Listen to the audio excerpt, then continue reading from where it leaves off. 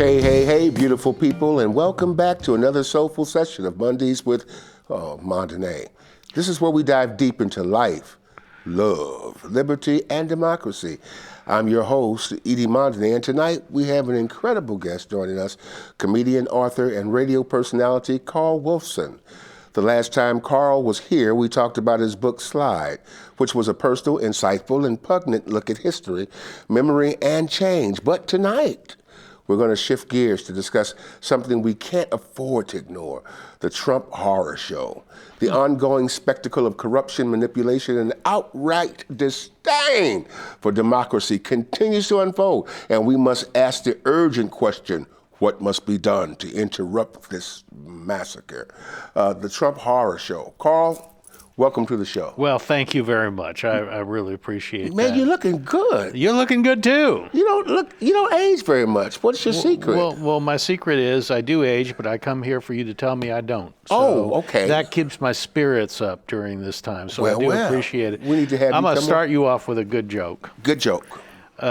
Trump had a bad day today. Uh-oh. Someone had to tell him that the Gulf of America identifies as transatlantic.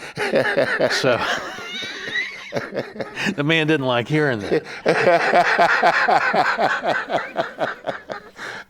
Man, it's always a pleasure to have you, to hear your voice, your wit, and your wisdom in these conversations. So let's start with the obvious.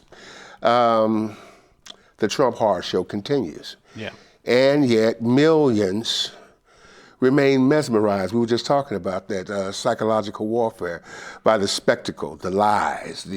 That's what it's built on. Yeah. All lies. Yeah. And now with the power again, it's revenge and cruelty.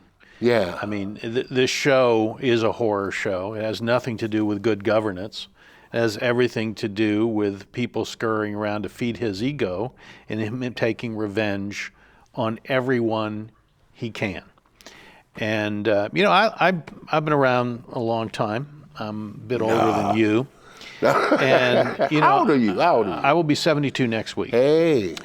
And your granddaughter told me how old you were, so I could do the math. So, I know history pretty well, and I know this country has a lot of sins that go back a long way, and we've made a lot of mistakes. But always, even as a kid, I believed that most Americans would want to do the right thing on a personal level and for their country. Yeah. I don't feel under Trump that we're that country anymore. Yeah. We have abandoned our allies. Yeah. We have aligned with Trump with the dictators of the world. Yeah.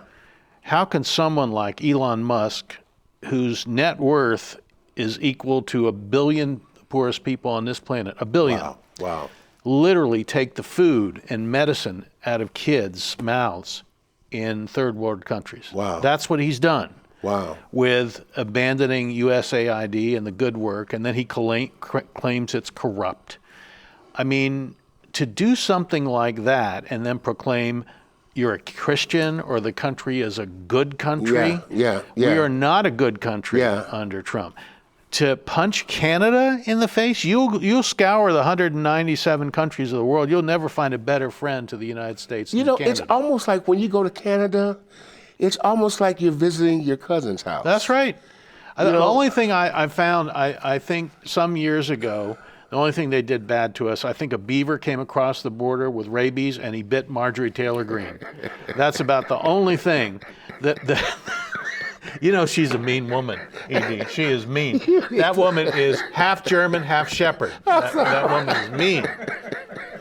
So I don't think, other than the beaver incident, Canada deserves that kind of treatment. Okay, they just don't. And these tariffs make no. When the Wall Street Journal is pounding Trump every day, saying these tariffs never work. They're going to ruin the economies of Canada, Mexico, hurt the EU, and they're going to hurt us worse.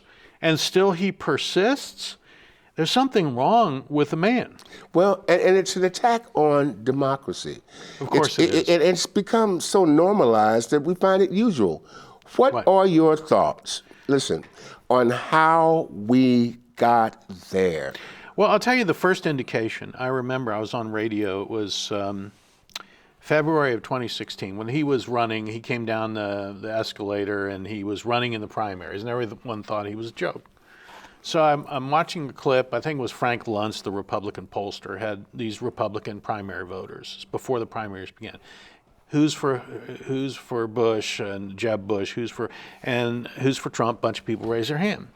And he said to an older woman in the front row, "Why are you for Donald Trump?" And she said, "Because he'll make America great again." And Frank Luntz said to her, "How do you know that?" And she says, "Because it says it on his hat." Oh my God. That tells you all you need to know about this cult that we have. Well, it did not come about overnight. This is 35, 40 years of Rush Limbaugh and Fox News and lies. Yeah, you got to let me ask my question. Yeah. Because you're walking right into it. Yes. What makes these people not give up that fantasy that you're just talking about? Continue. Well, you look at anyone who describes a cult. Hannah Arendt was a great psychologist who wrote about Hitler and the Third Reich. Yeah. And she said the purpose of a lie isn't just in the moment. The purpose of a lie is to tell it over and over and over and over and tell as many lies as you can so no one knows what the truth is. It devalues the truth. Yes. Right? Yes. He has devalued the truth, devalued what we think of ourselves as a people and as a democracy, so that everyone is so confused, only he can fix it. Yeah. And regardless of the mountain of evidence against him. Right. And I just want to, I saw someone online, ED, the other day saying that they're for Trump because he sealed the border and he makes this country safe. How does it make this country safe when you cut medical research, laying off scientific research? These thousands, Johns Hopkins today laid off 2,000 workers for medical research. How does it make us safe when he cuts the intelligence community and the security community we need? How does it make us safe when Robert F. Kennedy Jr. is in charge of health care and he's dismantling public health? How does that help? Us. And then the 13,000 gun violence. What are they doing about that? Climate change, the disasters we face because of it. They're moving in the opposite direction. We are far less safe under this man. But yet we want to believe him. I don't. I don't want to believe him. This was a 1% election. Kamala Harris lost and 49.8% of Americans voted for Trump. He didn't even get a majority. He won the electoral vote. He won it fair and square. But these people who voted for him, the core, aren't going to change. They're a cult. There are enough people who did really think he was going to make us safer, did think he was going to help the economy. These are the people we need to reach out to who are already upset about Elon Musk, about the Republicans cutting $800 billion from Social Security and Medicare and Medicaid. These are the people we need to keep preaching to, and we will reach. Because people are already, he's in office like 2 months and they're fed up.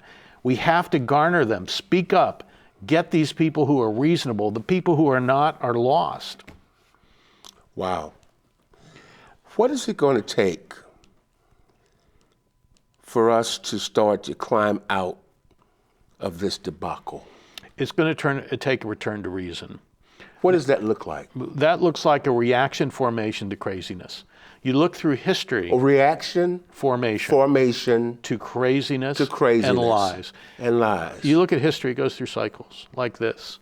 And for every action, there's an equal and opposite reaction. When people have had enough and they see their lives devalued, their country devalued, we have a man in Robert F. Kennedy Jr. that I mentioned. His father was a great man. This guy doesn't believe in science, doesn't believe in vaccines, and now he is running the healthcare system of this country. This man actually said that some pesticides can cause people to be gay. Yeah, I remember when I was a kid, my parents took me to be crop dusted. Trump takes the craziest people, the most extreme people, jams them through, and the real villains are the Republicans who know he's crazy and give him license to do this because they're afraid of their own constituents. My God. How is it, and what is it that the our white constituencies that have lived in this illusion now find themselves on the other side of the coin. Okay? The white constituency? The white constituency. How do they now align with the marginalized to make things happen? Because that's what's going to happen. Right. And that's You're what's absolutely happening. All of a sudden, people are waking up. And this kind of talks about, well, no, this speaks directly to Dr. King's prophetic vision that said it was no longer going to be about civil rights. Right. It's going to be about human rights. That's and right. this is where Right. we are today. Yeah, I think I mentioned last time I was here that this is how any movement makes progress, with unity. Yes. The civil rights movement owed a lot to the labor movement. Yes. And William Randolph and the gay rights movement in Oregon, for instance. I was active in it. It took union, it took African Americans, it took marginalized communities all working together, because that's how you push back. And Trump has divided this country like no president I can ever remember. Well, you got to remember McKinley. I mean, he was the grandfather of this. Okay. I bet you he never heard of William McKinley. Someone told him, this is a guy that started a war. Remember the Maine. Maine was not attacked by Spain. It was a fake war. Yes. And McKinley used it to grab Guam and the Philippines and Cuba from Spain. He was an expansionist, a colonialist. And I bet Trump, someone told him about McKinley, he said, oh, there's my guy. There's my guy. He wouldn't know McKinley from a shoe salesman, you know? You know, it's as if we're stuck in this endless rerun of a bad political thriller. But this is real life, and it's not just about Trump. It's the enablers, the media echo chambers, and the power structures that benefit from this chaos. How do we engage citizens, as you just talked about before? How do we engage? How do we pull the curtain back on the con job and expose the truth in ways that actually shift the public's perception? Well, I think most people know Trump is a con man. I just think his supporters are all right with a con because they're either racist, or they're greedy for money, or they don't care as long as their ends are accomplished. Yes. I mean, these people who are now in charge of the energy department, the EPA, they're up front about, we're going to introduce chemicals back. We don't care. Protecting the environment isn't our mission. It's fossil fuels and making money. They're up front about it. Yeah.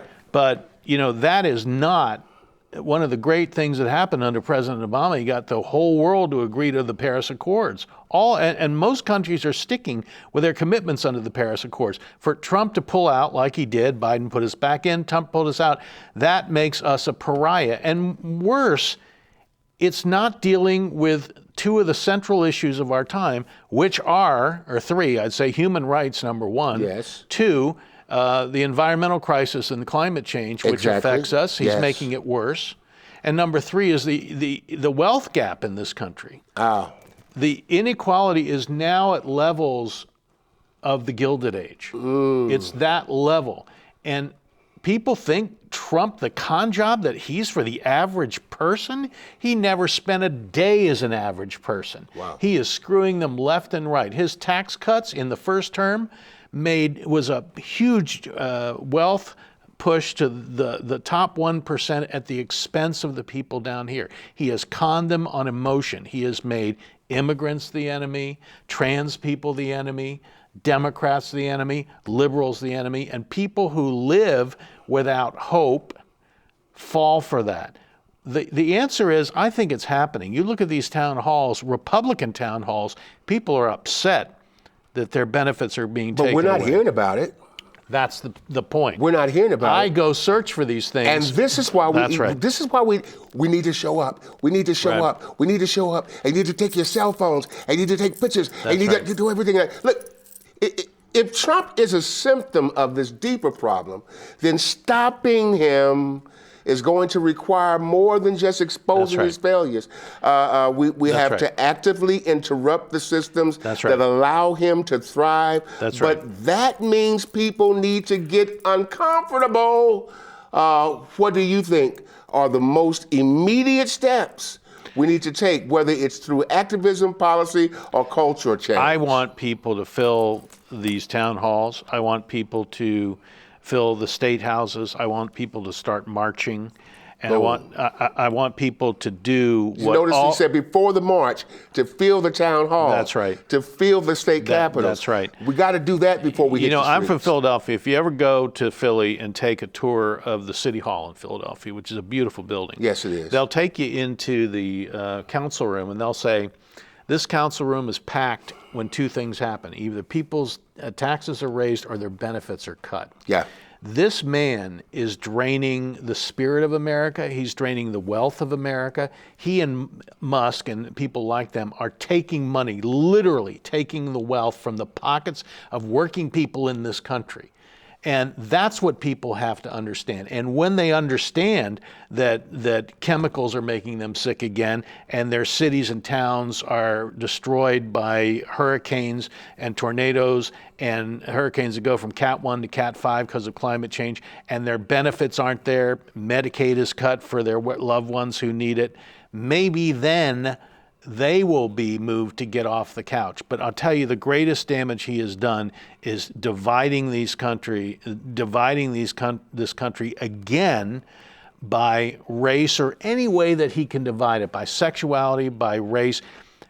We hopefully had put this stuff not behind us, but we'd worked on it to get to a place where you'll be judged by the content of your character. What this man has done is reopen all those wounds and allowed that racism to be normalized. There are racists in this country. He said, come out. And it's emboldened. Emboldened. People with good hearts need to keep pushing back. And the people who didn't get out and vote in 2016, didn't get out and vote in 2024. Another thing I like people to do is go back to that one debate where Kamala Harris kicked his butt. Play the clips of it for your friends. Exactly what she said would happen is happening. She predicted exactly what he would do to Zelensky and embrace Putin. She said exactly what he would do and the Republicans would do to cut Medicare and Medicaid and Social Security. She was absolutely right. He was absolutely wrong. Start playing that for people. Yeah. Start playing the truth for people. Never, ever walk away from the truth. Don't ever do it. That brings us into the segue. The media plays a massive role in this spectacle, whether it's legitimizing Trump's antics or turning his trials into reality TV. But we know that propaganda is nothing new, and, Nope. and what the role of progressive voices in combating this. What's the role in progressive voices? It's hard to do that. Well, I think, one, you have to get attention. And Trump, the one thing he does is efficient is getting attention and lying as a show. I mean, he knows he's manipulating people. The question is, ED, if we were an educated society, we could see through this BS. Yeah. However, one of the most educated societies in the history of this country, one of the most advanced civilization, Germany in the 1930s, swallowed Hitler. Yeah. And they did it because after the Weimar Republic fell and the worldwide depression, people were desperate. People are, in many cases, desperate economically, spiritually, and so forth.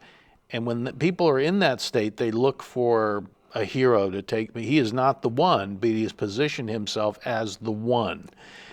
I find it very hard as a liberal to call facts to people, okay? That under Biden, the stock market was here, unemployment was here.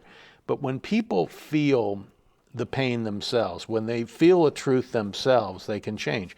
Obamacare, when it was first passed in 2009, remember Republicans were at our town halls calling it communism, socialism, Marxism. Yeah. Now, Nearly 70% of Americans love Obamacare because they know it saved their lives. It saved rural hospitals. So they get, and it's the same plan that was passed in 2009. When people feel that the cost of everything's going up, it's not what Trump promised, that our hospitals are closing now, we don't have Medicaid coverage, when they can sense on a basic level that something is terribly amiss in their lives, maybe they'll get out of that cult. But we can't rely on that. We have to preach and march and act. And you are so right about the media. These stories don't get covered because the media is in the spectacle. That's why we have to be there and cover it ourselves. The media is in the Trump show. Yes. He's got a captive audience every time he sits down. Every time he says a word, the media is there to cover it. That's his whole shtick. And the shtick is empty. The shtick is not only empty, it's horrible for this country and the world. It's doing incredible damage. And, you know, people who are enlightened see this. We've warned against it, and now here it is in full bloom. It's the people who need to get off the spectacle and into reality. The horror show That's continues. Right. That's Listen, right. Carl, I want to pivot to something that is crucial for us to discuss. How do woke white Americans, join the struggle with marginalized communities? Right. In a way that truly makes an impact. Now, too often, we see performative allyship, social media posts, T-shirts, Black Lives Matter in every yard, legal engagement, but what does real solidarity look like, and how do white Americans, you're white, right?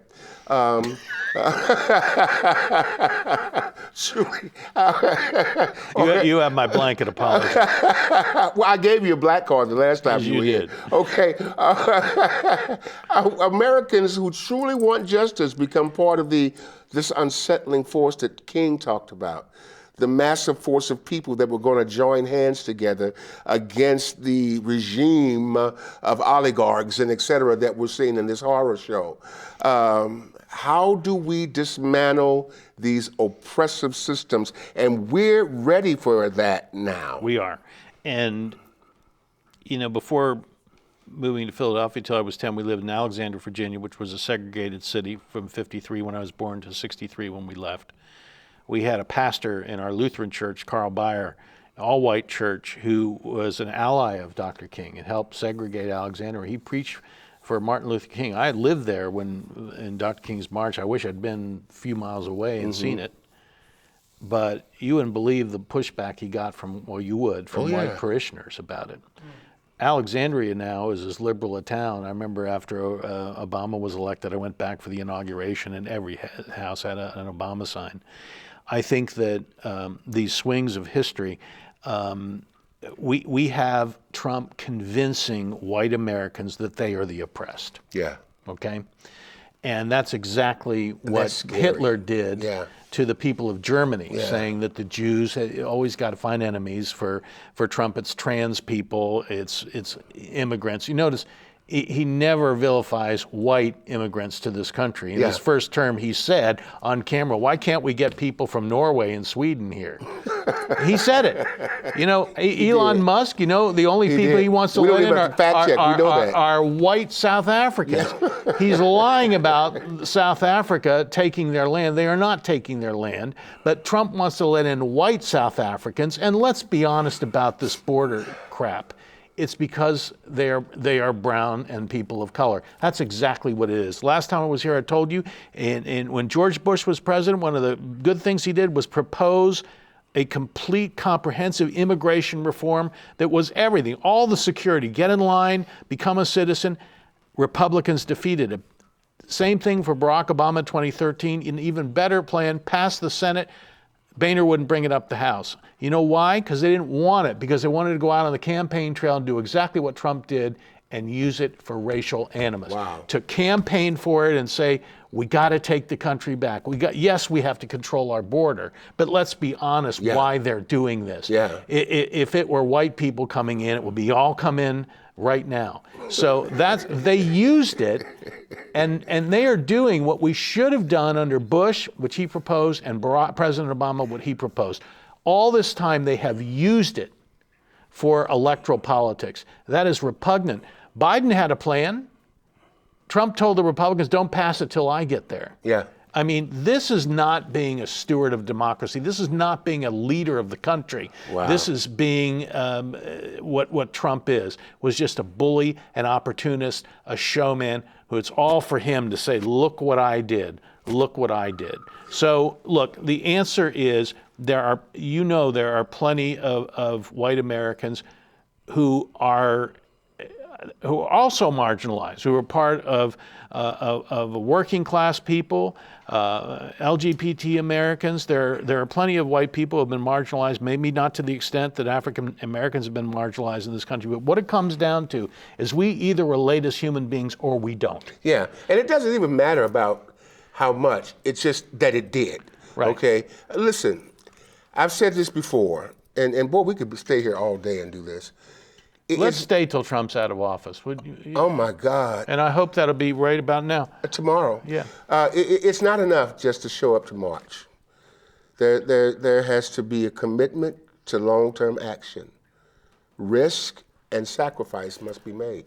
What do you think tonight are key actions that white allies must take to be effective in partnering this fight? I'll tell you what. Three things. One, speak up to everybody. I have friends who say, well, I really can't talk politics because my brother and his family voted for Trump and I don't want to start anything. Start something. Okay, wait a minute. Let's caption that. Speak up. Speak up. And don't be shy about this, because this is the future of our country we're talking about here. We have become a pariah in the world. He's pushing countries like Canada and Mexico and Europe to trade with China, not us. He's the best friend China ever had. Yeah. Because he's making us a pariah. So you speak up, number one. Number two. Number two, take action. Every day, do let's something. Caption it. I wrote postcards. Hold on. Okay. Take action.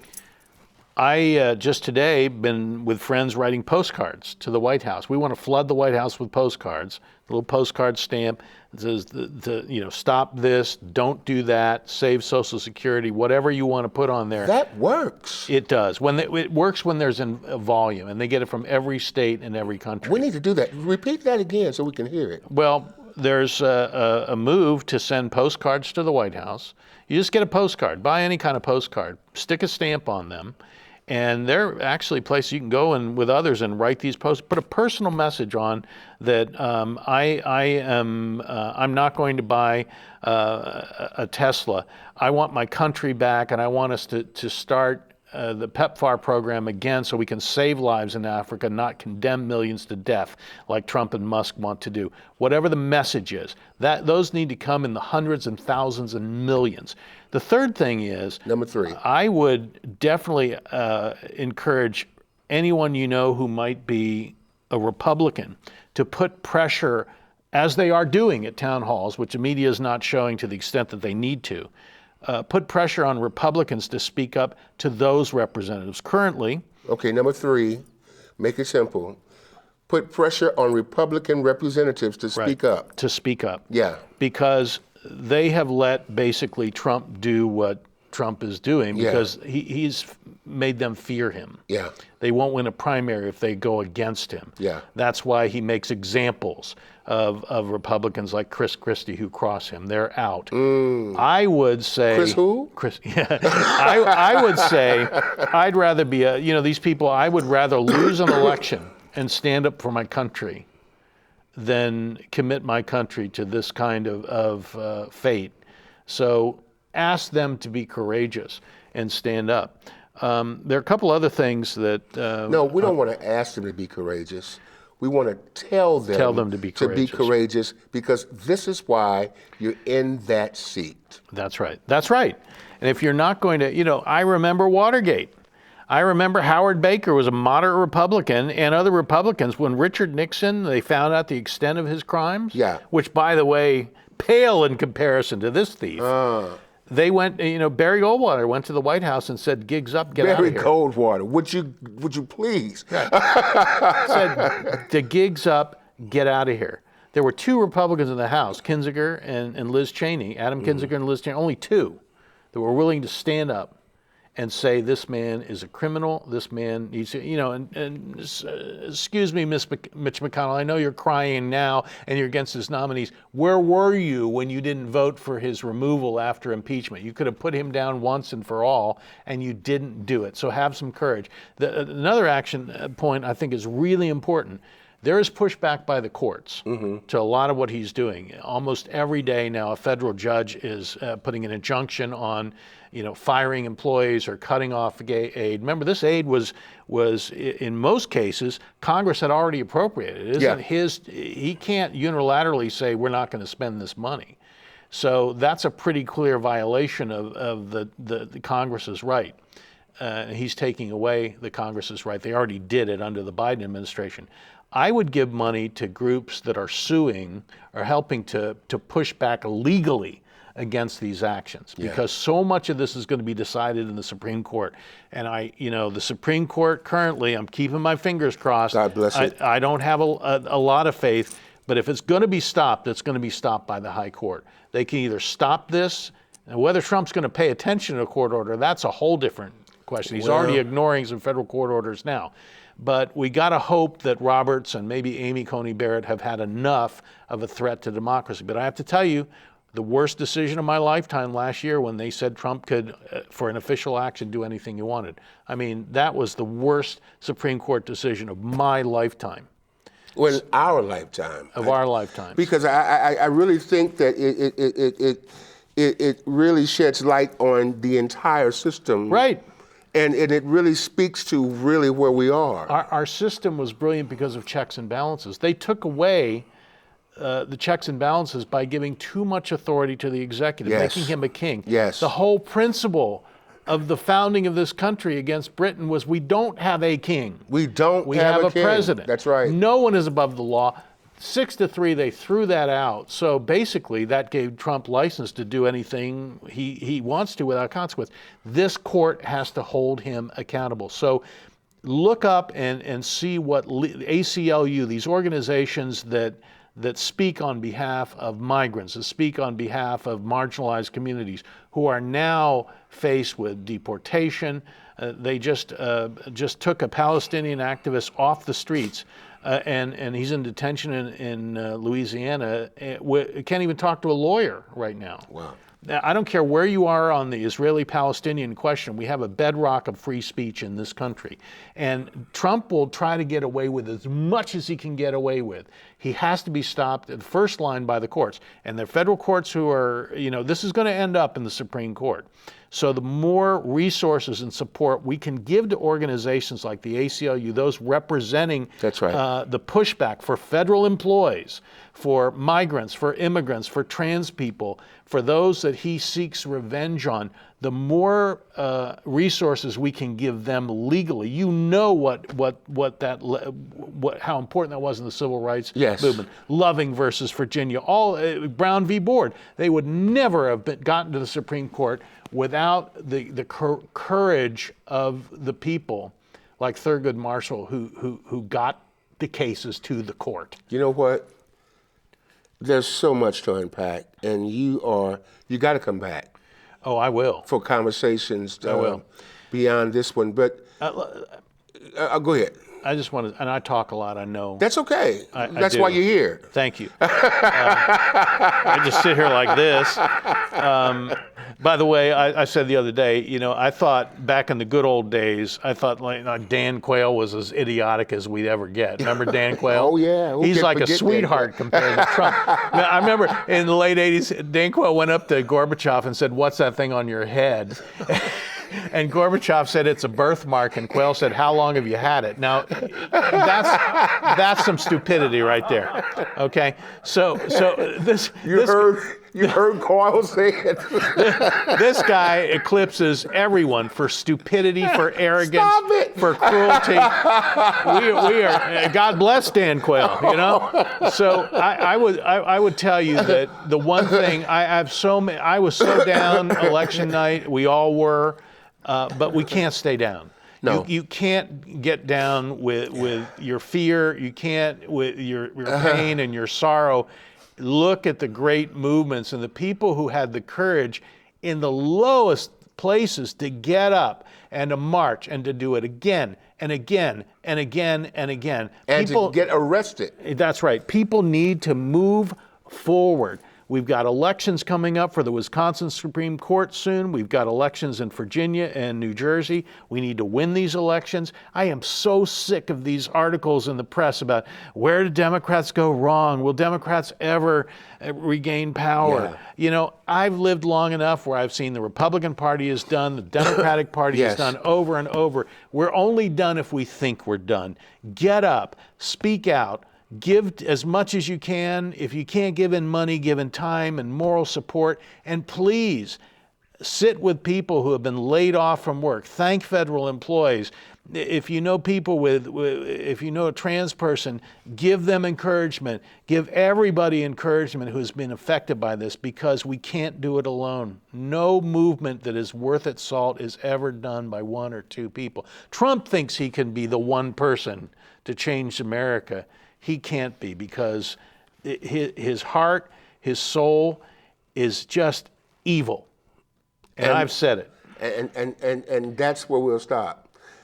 I am so grateful that you're always willing to come for this beautiful and heartfelt and compassionate and well understood dialogue that you bring to the table. If I can recycle a Dan Quayle joke from one of my jokes from the 1980s, it's worth it. I haven't used that joke in so long, and you know, the mindset to shift America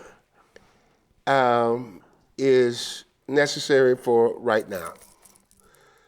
The thing to do is to be involved, to get involved, and to put your best foot forward at doing the best you can. We have to take tonight's discussion seriously. And unfortunately, our brains don't hold hours of dialogue worth of understanding, so we got to stop and give you some more later. And then you'll get little clips of this throughout the week. But we want to always be reminded that without you and me, there is no us. That's right. The Trump Horror Show is full center stage, and it's going to take people like us, the unsettling force, to make the difference. Carl, thank you for being here tonight. Amen. And I appreciate you so much. I appreciate we want to you. have you back real soon. I'm always here. And you know, I think good people want to love and be loved. Good people want their country to be a good country. They want society to be a good, inclusive society if they're decent people. We need our decency back. It's been stolen from us. And I think people, you know, Dr. King said, and I hate to keep going on, the burden is on the racist who has to carry that hate. Yes. Right? I don't think people want to hate and want to just hate their neighbor. We want to be loved and to love others. Let's go with our best instinct, the better angels of our nature, because we're seeing the worst of it out of the leader of this country. You know, the Trump Horror Show is not just about Trump. It's about all the forces that uphold him. And if we want to break free, we have to be relentless, strategic, and united. To my listeners tonight, I want you to stay informed, but just don't consume, act. We need you to support grassroots movements, as Carl has talked about tonight, that fight for democracy and justice, the ALCU, the NAACP, and other groups that we're going to post later. And if you have a privilege, any privilege at all, use it to amplify voices that are being silenced. And above all, be bold, strong, and never become complacent. Never. I want to thank Carl for being here again tonight. Your voice, your insight is incredible. And to everyone listening, this is Mondays with Mondane, and this is where we keep it real and keep it righteous and keep pushing forward. And until next time, I want you to stay awake, stay encouraged, and stay engaged in the fight. we want to shout out to our sponsors, Poshines, not just a restaurant, but a beloved institution right here in the Kenton District. Visit them at 8139 North Denver for the best soul food this side of the Willamette. And if you need a surrogate mother for your children, aunties and tanties is the best daycare show in town. A trusted space for your community's little ones, and Adorn Electric, which lights up our lives, and they're lighting up this set right now. We're grateful for their support in this podcast. And I want to give a heartfelt thank you to our production team, Dion, Robin, Andy, and Paul. Yeah. You can play a vital part in this picture, but you don't stand as tall as me, and I don't know what I just did. But It sure sounded good. Preach it. Thanks again. If you found this episode intriguing and you like it, go to our Facebook page. Where is it at? Right here. And then our YouTube page right there. Push press, put like. Please share with somebody. And thank you for being a part of this journey with us. And let's keep the conversation alive and rolling. See you later. God bless you. You know, I talk about a lot about knowing where you came from to know where you're going. Well, I came from the projects of St. Louis, Missouri, and I ended up into the majestic mountaintops of Portland, Oregon. It's been a wonderful journey, and Lewis and Clark took that journey from St. Louis to Portland, and I took it too. It talks about who I am, and as I'm with you often in in cyberspace or on websites or on the, what do you call it, social media, I want you to know a little bit about me and who I am. This book talks about my fantasies, my failures, my triumphs, and more than that, it talks about the resiliency of being able to continue to go forward regardless of the odds. I'd get a copy. It's called From Maladies to Melodies. And I hope that you enjoy it and give me some feedback. God bless.